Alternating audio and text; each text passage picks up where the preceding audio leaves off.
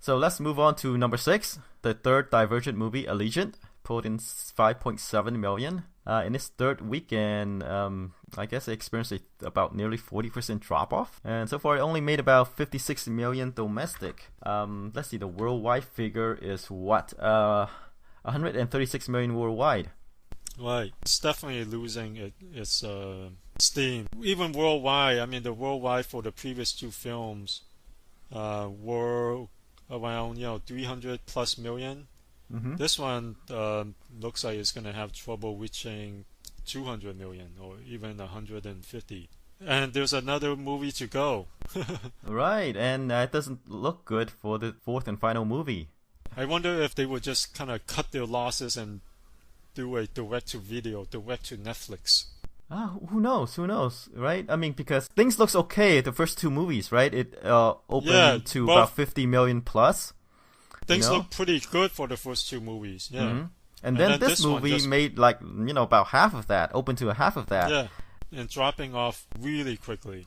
Yeah, what do you think it is? I don't know. It's similar to some of the other YA movies on the market. I think there is kind of a slight saturation in the genre. I mean, it's not just Divergent series. It's the what's the other one? The Maze Runner. Yeah. And then even Hunger Games experienced a pretty big drop off from the previous films. So maybe there's too many of these films. Do you think it's too many, or do you think it's the sameness of the movies? Maybe it is the sameness of the movies. It's all about these people in some kind of weird games, and the young teens. With this one and Hunger Games, 2 young female leads. They're going through these games, and maybe like you said, it is the sameness of them, and people just kind of they're kind of indistinguishable from each other. Mm-hmm. That could be it. People are like, oh, another Maze Runner, oh, another Hunger Games. Well, yeah. Let's take this opportunity to talk about the YA genre. You could say outside of the Harry Potter movies. Do you consider that YA? I don't consider that YA. No.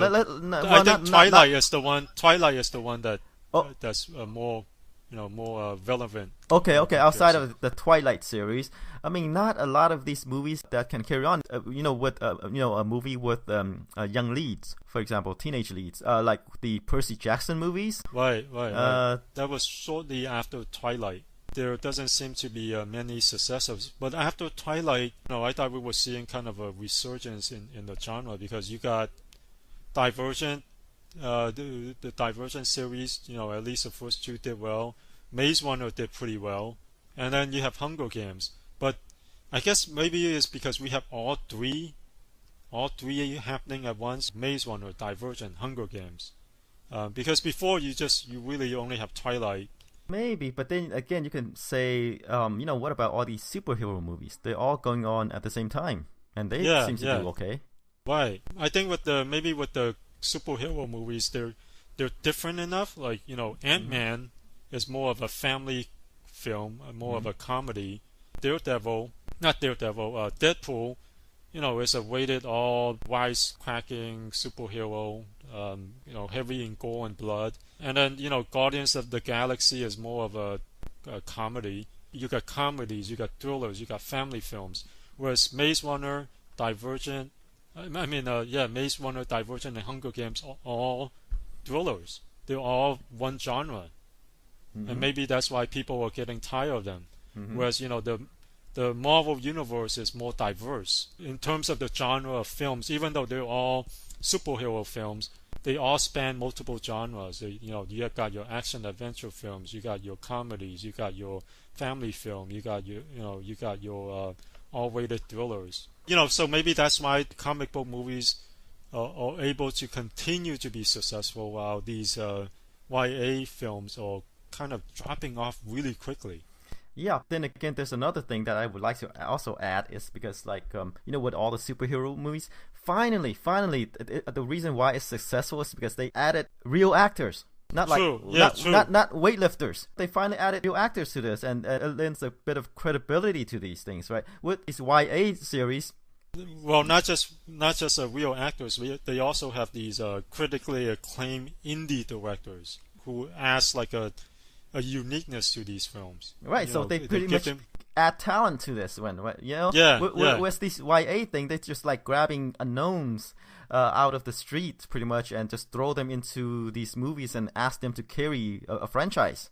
Yeah, in terms of the actors. Right. In terms of the actors. Right. But I think, well, with Hunger Games, and I think even with the later Twilight movies, they did try to throw in better directors. You know, directors who have a track record, even, you know, winning or nominated for Academy Awards. But it's interesting that no matter what kind of director they throw into the Twilight films, they still end up being poorly reviewed. Oh, they couldn't improve upon the source material. That's a tricky situation. It's like sometimes because people love those films the way they are. I mean, those stories the way they are. Every book critic or every film critic who's read the Twilight series think that is a poorly written series, in terms of the book. But for some reason that appeals to that audience. They're afraid to improve upon it. What if by improving upon it they changed it so much that it no longer appeals to that that group? Yeah, so I guess that's some of the reasons why these YA novels are kind of like dropping like flies. Yeah, I think you hit it on the mark though. They're indistinguishable Yeah. from each other. All right, and we'll leave it at that for now.